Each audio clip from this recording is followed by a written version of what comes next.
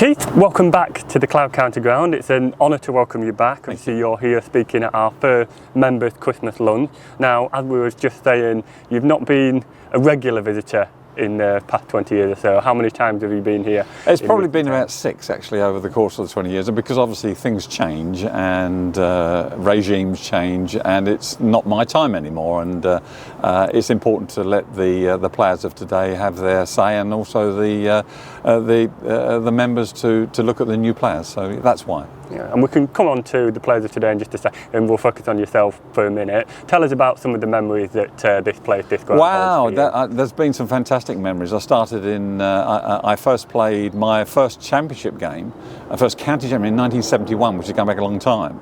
I'm going to mention it today when I speak with the members, but that was against Nottinghamshire here, and Gary Sobers played. So as an 18-year-old, to be able to walk onto the field and play against Gary Sobers, and strangely enough, Robin Hobbs bowled to Gary Sobers, who ran down the wicket and smashed it straight at me, and I caught it mid-off.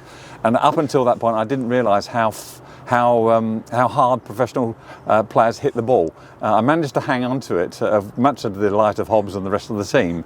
But that was my introduction to county cricket in 1971. Yeah, I think Mr. Sobers hit the ball probably harder than most, did he? It was extraordinary, and going on from that, when I went out to bat, the first ball that I received in county cricket was against Gary Sobers, of which Hobbs said to me, look out for his big in-swinger, and the first ball he bowled was a big out-swinger. So fortunately I survived that as well, but yeah, they were great times, and extraordinary to play against such wonderful players. Yeah, and there was a story as well that the internet tells us of you fielding at long off, and then we think fine leg or over the other side, and you followed a bike.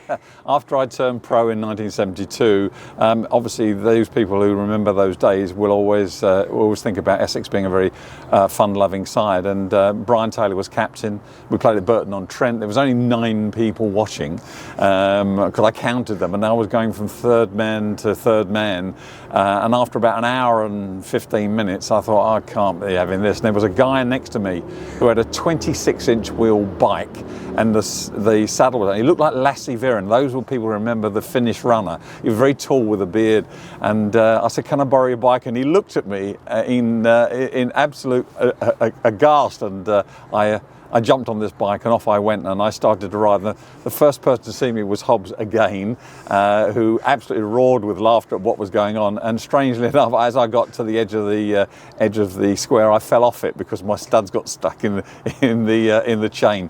Much to the hilarity of all the players, I think George Pope was the umpire, and they should wear those long coats there. He couldn't believe what's going on, but because it was Essex, we got away with it, and so did I. Sure.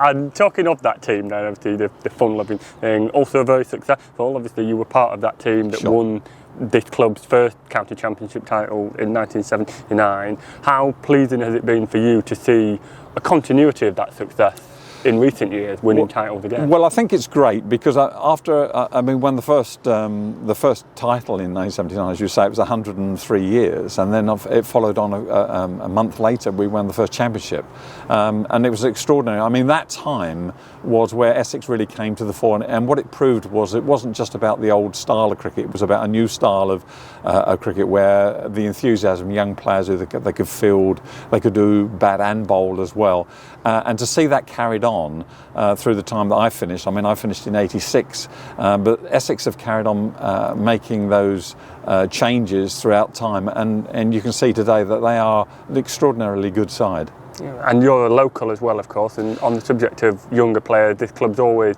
had a proud record of developing its own. Yeah, I was a Brentwood boy, and that's where I came from originally. I now live in Chigwell, but I've always lived in Essex, and it's been a pleasure to watch some of the young players and get the opportunity. That's the key to it. Is if you've got the right coaching staff, if you've got the right mentality, you give the young people a bit of a go.